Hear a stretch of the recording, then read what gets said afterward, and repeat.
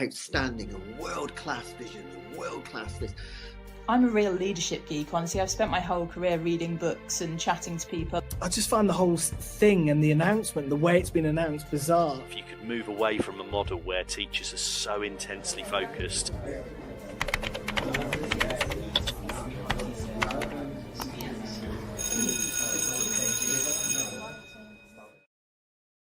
Good afternoon, everybody, and welcome to a little pop-up TTR special brought to you here on Friday afternoon, all about the teaching of remembrance in schools. And what better guest who I'm going to introduce in just a second as military historian and expert Paul Reed, who is going to be joining me to talk all about it just in a moment. Just before he comes on, it would be remiss of me to not mention our amazing sponsor, John Catt Educational.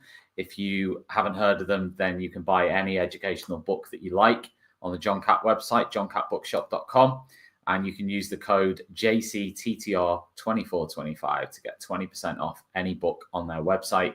And check them out. If you want a teaching book this weekend, that's where you want to go. Right.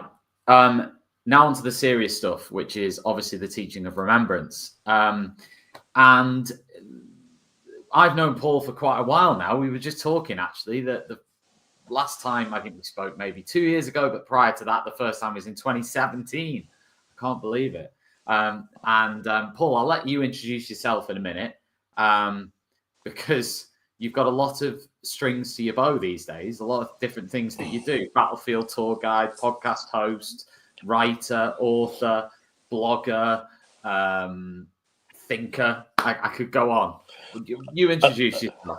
And I don't sleep very often either. That's the thing. So, yeah, to be able to do all that. Well, thank you for having me on, as always, Tom. It's a real pleasure to talk to you about this, particularly as my kind of own direct journey to these battlefields. And I suppose to really understanding what remembrance was all about was through teachers that I had when I was a teenager, that they were passionate about the First World War. And in a time when not a lot of people was focusing on it, they used to take school trips across to Ypres in Flanders. And that's where I kind of really began this in a kind of serious way, really. I think that was a turning point in my life. So, yeah, I mean, now, I've spent 30 years as a battlefield guide. Recently, when we couldn't guide anymore during COVID, I thought, well, it's about time I started that podcast I've always spoken about. Didn't think that anyone would listen to it, but actually a few people did, so that's very good. And it enables me to kind of, I guess, tell some stories of the Great War that probably wouldn't fit in a book or a documentary or a kind of standard format. I think that's the power of kind of podcasts, really, is you can take something quite small and actually make something quite big out of it with an audience. So that's a good thing. And yeah, I've done all the kind of other stuff. I've written books. I worked in television, doing documentaries on the First and the Second World War. But more than that, really, I've spent most of my professional career in the company of those generations that were in the two world wars, interviewing veterans of the First World War in the 1980s and 90s, and then as a battlefield guide, accompanying thousands of British and Commonwealth and Polish veterans to the battlefields of World War II where they had served. So I've been very lucky. It's been a privilege, and I'm continually kind of humbled by the things that they told me and the things that I got to experience alongside them. So it's been an unusual life so far, and I'm sure it will continue to be so. Amazing. Yeah, I mean, we could literally talk for an hour about all of that, but we're not going to. We're going to talk specifically about remembrance in schools. And the timing of this is obviously very good because many schools will have already done certain things perhaps this week, although many may be doing things on Monday as well. But just to be able to discuss it and to open it up really as an introduction, what would you say would be, for want of a better phrase, the do's and don'ts for schools when it comes to remembrance? Well, I guess, I mean, remembrance is a very personal thing that, one way or another, we are all connected to someone who fought and possibly died in a conflict of the 20th century. And how we choose to remember them, I think, should be and always be a very personal thing. No one's forced to remember in a particular way or by a particular method. And I've seen this through veterans and through the families of those who've come on trips with me. They all choose to remember something, whatever that is, or the person in a different kind of capacity and by a different method. And I think that's really important. But I think the thing to understand about remembrance is that it does touch us all. It's something that can easily be kind of hijacked by people to kind of push some kind of modern political message. But at its kind of at its core is the sacrifice of men and women from many nations within Britain and the Commonwealth, and many backgrounds, many religions within that. They all served. So it's a story that is part of all of us, really. And it's important that we remember the fact that it wasn't just British soldiers fighting, that with the backing of what was then often called the Empire, now rightly the Commonwealth, we could not have done all the things that we did in 2 world wars, and we could not have stood alone without the backing of so many different nations. And when you get to the Second World War, and we see Britain pushed back to its island in 1940, but with it, of course, men who'd escaped Poland and Belgium and France and various Scandinavian countries and many others, many others besides, who were there to one day return to those nations and liberate them, and they fought alongside us as well. So if you just looked at the kind of background of pilots that fought in the Battle of Britain in 1940, then we see men again from many, many different nations involved. And I think that is something that I would hope that schools would kind of carry forward in this act of remembrance, is that it's not just about one narrow part of the community, it's about everyone in our community. Definitely. And I think that, school leaders and people within history departments have long been considering that. It's nothing new. However, that, it's still something that you almost need to sort of remind yourself about and think about. Now, in your view, when it comes to this sort of period of remembrance, but actually this is I guess a question, because at remembrance time, it's possible that students, say in a secondary school or a primary school, might have a special lesson, or maybe 2 lessons, or maybe a day or a period of time. So a limited amount of time to cover. And it could be their first encounter actually with World War One, for example, as a concept. So within those sort of lessons and activities, what do you think are the most important aspects of World War One that you think should be covered in a remembrance lesson or series of lessons or period of time? Is there anything you think should definitely be covered? Well, I think that you definitely would want to cover the way that war just took ordinary people and pushed them into this extraordinary circumstance of conflict with 2 great world wars. And I think particularly with young people, they want to kind of feel a connection with it. And if you look at the First World War, you've got hundreds of thousands of teenage Tommies who served. The youngest soldier to have served on the Western Front was 12 years old. I mean, it's incredible. And wow. And there were men lads of a similar age who died serving with the Navy and the Merchant Navy in the First World War. So as well as those youngsters that were killed on the Western Front. So you don't have to go far to find a young person's story of the war, of someone who fell in that war, served in that war, for young people today to kind of feel a connection with someone of a similar kind of age. And I think, we all like a story about animals, and with school groups that I take to Normandy, we go to Ranville War Cemetery, and we hear about the story of Glenn, the paradog. So a lot of parachute battalions had dogs within them, part of their kind of security precautions that they had, and they were troop mascots and things like this. And they trained the dogs to parachute by throwing them out the back of a lorry. and eventually they would land on all four paws, and they were then ready to do their first paradrop.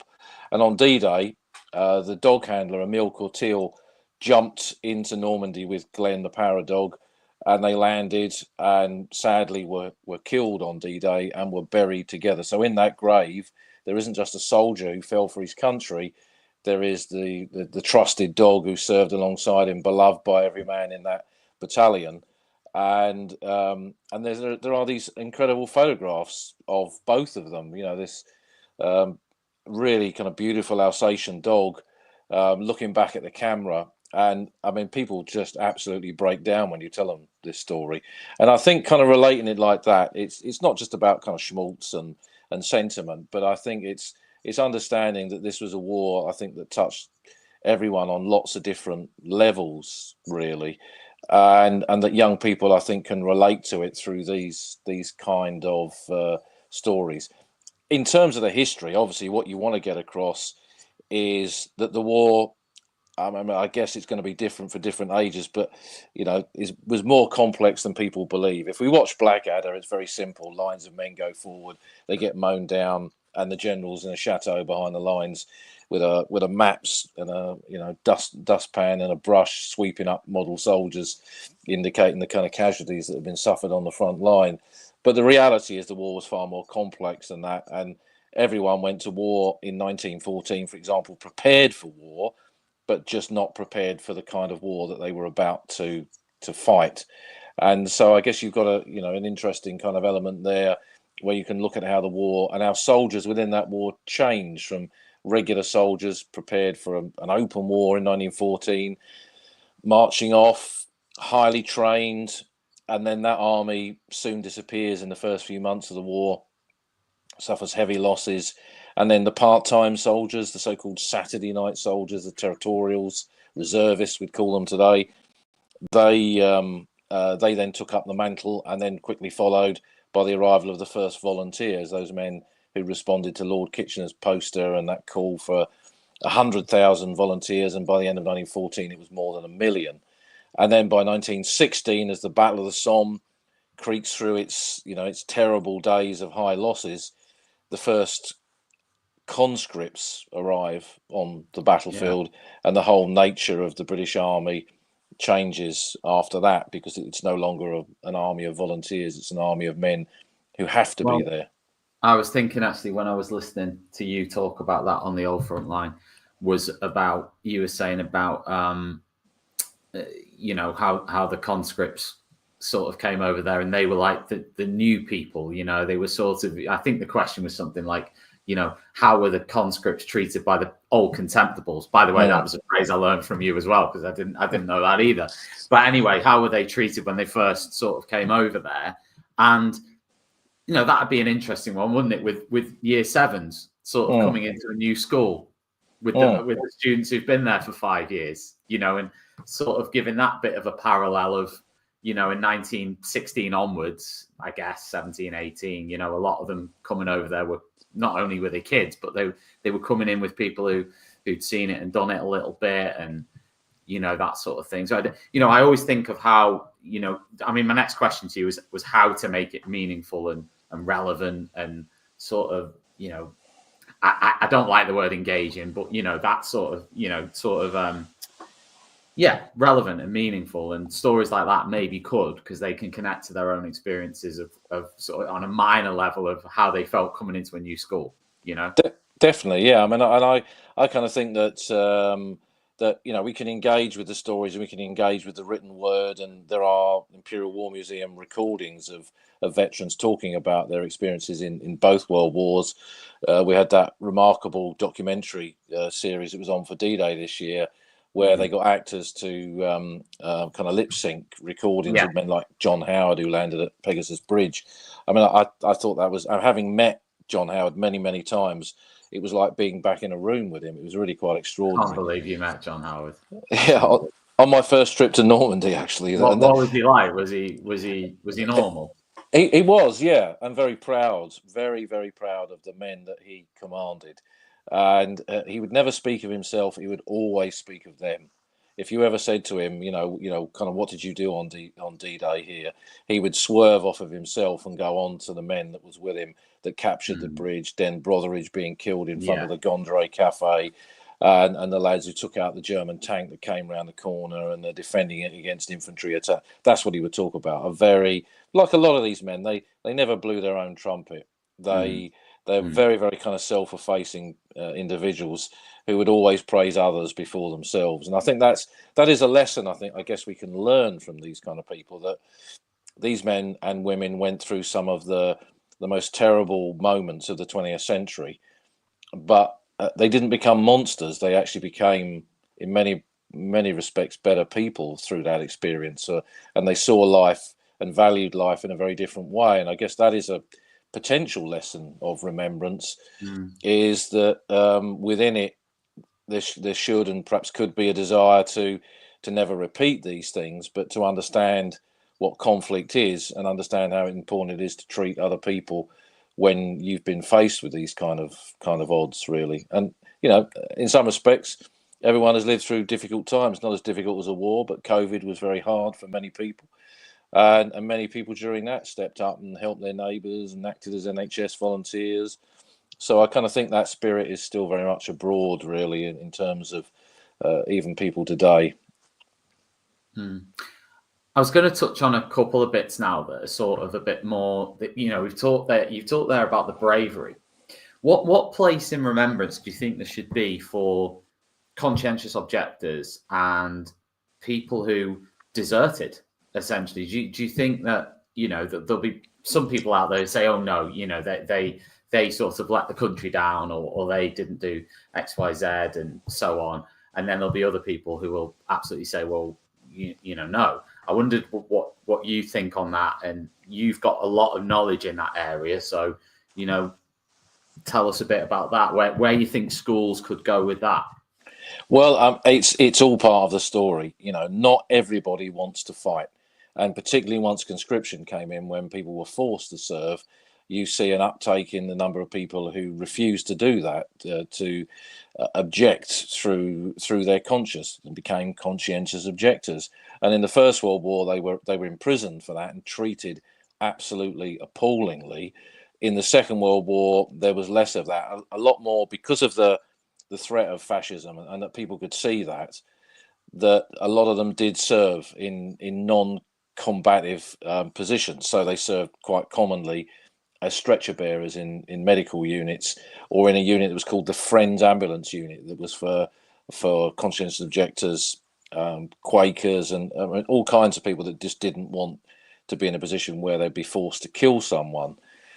And I always remember my old friend John Dray, who was a veteran of Monte Cassino, was wounded in Italy in December 1944, and very, very badly wounded by the explosion of a mine in an orchard near a place called Faenza. And when he was taken back to the field dressing station, he needed an emergency operation, otherwise he'd lose his leg. And the Royal Army Medical Corps personnel wouldn't take him because there was a bombardment of the valley between them and the casualty clearing station, and they wouldn't take him. And he thought his number was up, that he'd die. And this guy kind of literally emerged from the shadows, big, tall guy, stepped forward, and in an American accent said, "I'll take him," and literally scooped him up, put him in the back of a Jeep, drove him straight through the middle of this bombardment, got him to the casualty clearing station, saved his life. And that guy was an American conscientious objector who was serving with the Friends Ambulance Unit. And John said to me, he said, if I'd have met that bloke in a bar when we were out of the line, a couple of weeks before, I'd have probably punched his lights out and called him a coward. He said, but I realised that these men and women who felt like this had a special kind of bravery. And that's the phrase he used, a special kind of bravery. So I think it's really important to include the stories like that. And you mentioned men who deserted as well. That's another facet of the First World War. Soldiers who deserted on the battlefield, refused orders, struck an officer, or just walked away from their unit, could be executed as a consequence of it. 306 were shot. Yeah, shot at dawn, exactly. 306 were executed for military crimes. which included desertion, cowardice in the face of the enemy, and so on. And for a long time, we didn't even know what their names were. That was a state secret until the 1980s, when the Ministry of Defence accidentally released a list of them. And finally, we knew who they were. And now they are properly honoured. They are accepted as casualties of the First World War by the Royal British Legion, who allow the families of those men to march at the cenotaph or in other remembrance events. And I think that's really important too. And it's really, really crucial to understand, I think, the effects of the First World War on ordinary people through the prism of those who just couldn't take it and walked away. And it's again a complex subject, but they have as much of a right to be remembered as everyone else, and they are very much part of the story. This is sort of along, I guess, the similar lines, but do you think that military style ceremonies in schools are sort of appropriate when it comes to, I mean, I say appropriate, but do you think that military element, again, there'll be some people out there who would say, well, obviously there has to be some sort of military element to it because they were fighting in militaries. But there'll be others out there, and we know there's different coloured poppies and stuff like that. There'll be some out there who would say, take the military out, take that military element out. Yes, remember, but just don't militarize the sort of things in schools that happen.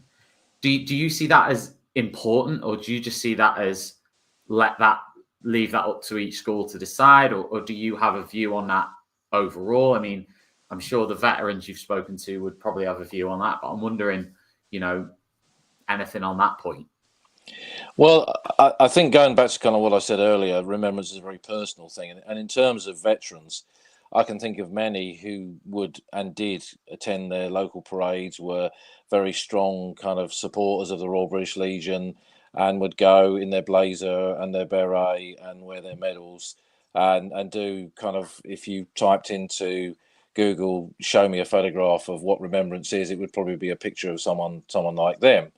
But there were others who did not subscribe to that view, that they didn't like the berets and the blazers and the medals. And some of them had actually never claimed their medals in protest against how they felt they'd been treated in the war, particularly those that had been badly wounded and were kind of abandoned when the conflict came to an end. And they wouldn't support things like that. But that did not mean that they didn't spend almost every day of the rest of their life thinking about the guys that had served alongside them, thinking about the men they'd seen being killed.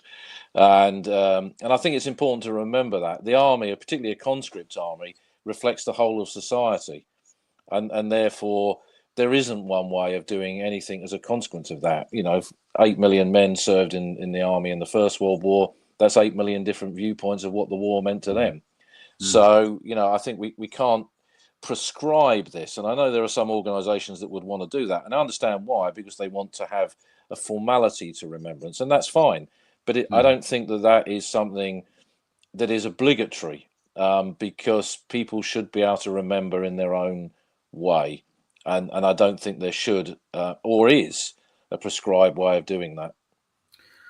Do you think that, and this is probably when the likes of you and me are gone from the earth, but when you look back at, I don't know, the Napoleonic Wars, for example, if you sort of ask people to remember today soldiers who died in the Napoleonic Wars, well, number one, more people probably wouldn't know what they were. There'd be a lot more sort of what sort of thing. Do you think that there will sort of come a time at some point, not in the mega distant future, maybe beyond our lifetimes, when just because of the passing of time, this concept that we're discussing now almost goes not out of fashion, but it just sort of dwindles away. And I understand the arguments of, well, it's up to us to keep it going. I get all of that. And, and that will, as I said, I don't think it's within necessarily our lifetimes, of course, but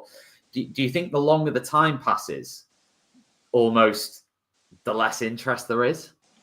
I don't see that happening. You know, we're 110 years from the First World War now.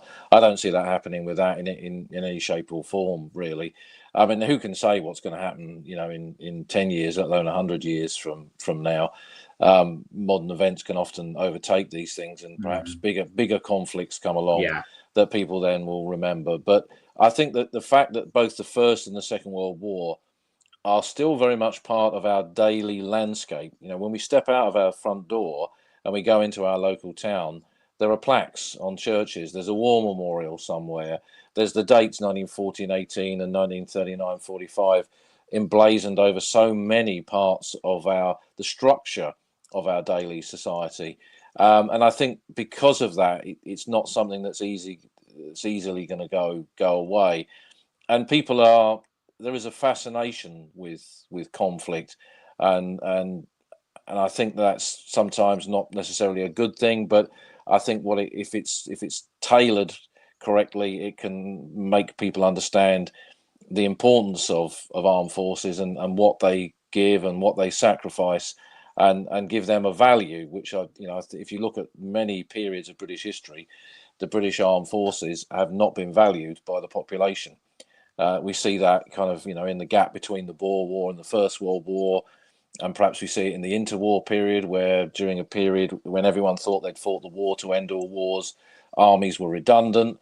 But history kind of proves that as soon as you say something is redundant, it's not. And whether that's an army or a particular weapon system or whatever.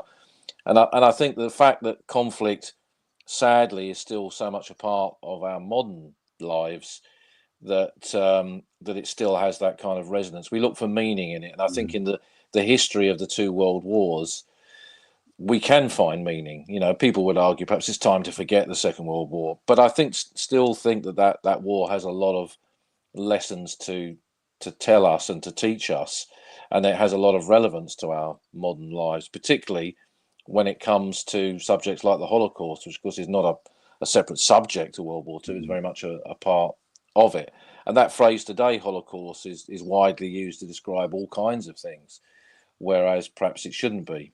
So I think that shows the necessity for education and connection to these kind of subjects. And I'm sure it's something that, I find, as I'm sure you do, that young people's minds are fascinated by these kind of things, and they want to explore and understand more of it. And that's not dragging them down a path to something that they shouldn't do, but I think it's making them understand how their position and life in a bigger society is possible, thanks to the sacrifices of people that went before them.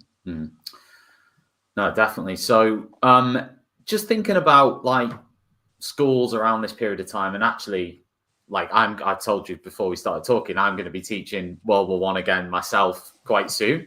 Probably in the next few weeks, I'll be kicking it off again. So, is there anything remembrance wise, or is there anything that you think? Let's say it's a teacher who's not a history teacher who's doing remembrance, right, and it's got a World War I focus. Are there maybe particular photographs? If you said, right, okay, and we haven't got them in front of us, so we'd have to Google them. But are there any? If you only had to pick a few and sort of show those, are there any that you'd pick to show to primary or secondary students? I think if you were going to try and demonstrate to young minds kind of what the experience of the First World War was about and how bad it could be, images taken during the Battle of Passchendaele in 1917, particularly by Canadian photographers in the last few weeks of the battle, where they're going through these lunar landscapes of shell holes, and there's absolutely nothing. Everything has been obliterated by shell fire. And there's photographs of stretcher bearers in the mud, where there's a whole group of men of necessity carrying just one stretcher, because the conditions are so bad that it requires not just two men to carry a stretcher, but four or even more than four to do that. And then there's that famous photograph of Corporal Lebrun of the Canadian Machine Gun Corps, who was interviewed by Lynn MacDonald for her book on Passchendaele. And he was part of a Vickers machine gun team, and the cameraman turned up in the midst of the battle, took a picture of him sitting in a shell hole, just surrounded by mud and desolation, with the remainder of his machine gun team with him, and then went off. And within a few hours, all but Lebrun in that photograph were dead or wounded. And I think that the kind of the images that were taken during that period, probably you could argue that they are some of the most iconic images of conflict in the century, because they show what the power of an industrial war fought on an industrial scale with industrial capability to produce weapons, and more importantly the ammunition for those weapons, and then feed that war in an industrial way with manpower to continually kind of turn that wheel. It kind of shows that in microcosm just by looking at these photographs and seeing what man was able to do to the landscape, and how men coped with living and fighting in that. And then I guess for the Second World War, images of the landings on D-Day are important, because that was such, for the Western Allies, that was such a turning point. But also some of those, and it's harder with young people, but I think occasionally it's important to be shown images that really concern us. So some of the photographs taken by American and British photographers who liberated concentration camps in 1945 is also important to understand, how the, I think as Churchill called it, the dark lights of science, perverted science can really change a world. And I think, the Holocaust and what happened in those camps certainly did, and which again still has resonance to the present day.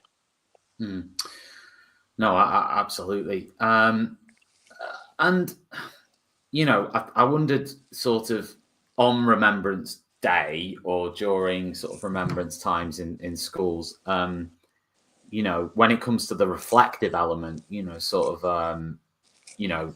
obviously you've got the more sort of, this is what happened, and these are some of the people involved, and this is, these are some of the facts, essentially. But you also have that sort of reflective element, and obviously I know you do battlefield tours, and you interact with young people as well on those and stuff like that. So I wondered, do you, with the reflective element, is there anything in there you scaffold, or is that it? Would you say that is just a sort of open thing of, right, take a moment to reflect, or actually do you, maybe this is for you as well personally, is there anything that you sort of scaffold in your own mind when you do that? I mean, I remember listening to you again, because I'm an avid listener, but when you were talking about in your room, you've got, I'm sure you said in your study or in your room, you've got a picture of a guy there and he's always there, sort of thing. I can't remember who it was. William Baldwin, quote or quote or a picture or something. So I wonder whether there's anything there, or whether you just think it's better to just say, right, just take a moment to reflect, or whether to suggest things, because we do, the spiritual element, if you like, and this isn't about a particular religion or denomination or anything like that, but maybe because we live in that fast-paced environment, and we, a lot of the students are bombarded with, with different things, and the attention span and all the different things, whether they don't know how to reflect, if that makes sense, or even just like little things like think about this and then think about this, or, just anything like that you think, or whether you think it's completely just take a moment to reflect. Well, I hope that they will take a moment to reflect, but I think it's kind of shepherding them in that direction. So one of the things we do with Holt's tours is we research a soldier from the school's locality. And if possible, we try and find one that lived within walking distance of the school, which possibly the students walk past this house every day they go to school. And then they go and visit their grave, or they visit the name on a memorial to the missing as part of the trip. So that's kind of one way. And again, it's trying to make them understand that this is not some kind of strange abstract idea. This was someone who lived in the town or village or city where you live, in the same way that you live there now, but they went off and they fought in this great conflict and they never returned. So there's that element to it. But one of the things that I always do with student groups when I go away, because students often can be very visual in the way that they kind of approach things. And if you can kind of push those visual buttons, I think they respond in a very different and often more positive kind of way to perhaps some elements of traditional learning.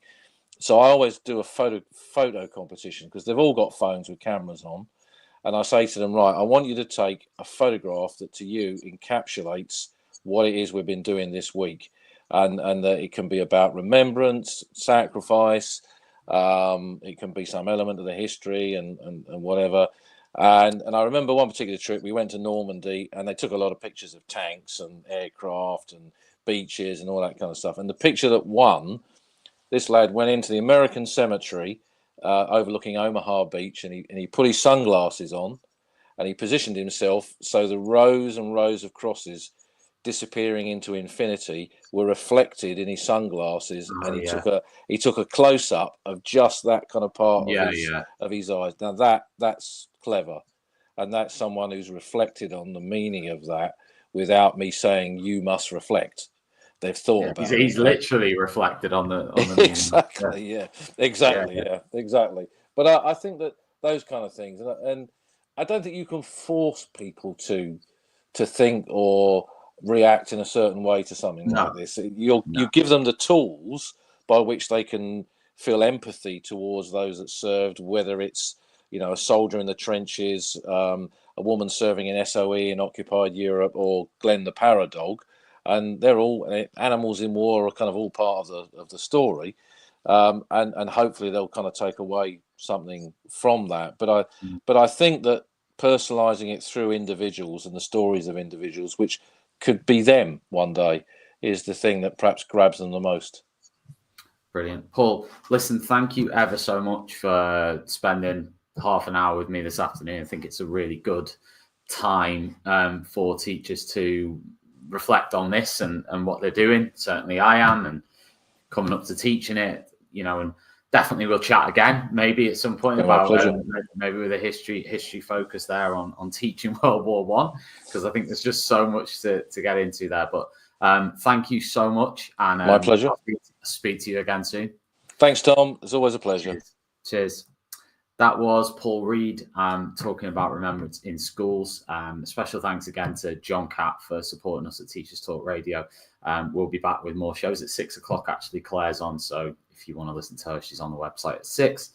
This will be available as a podcast as well, so check that out if you prefer to listen to it, or if you just missed everything we've just discussed. If you're tuning in now, then check out the podcast.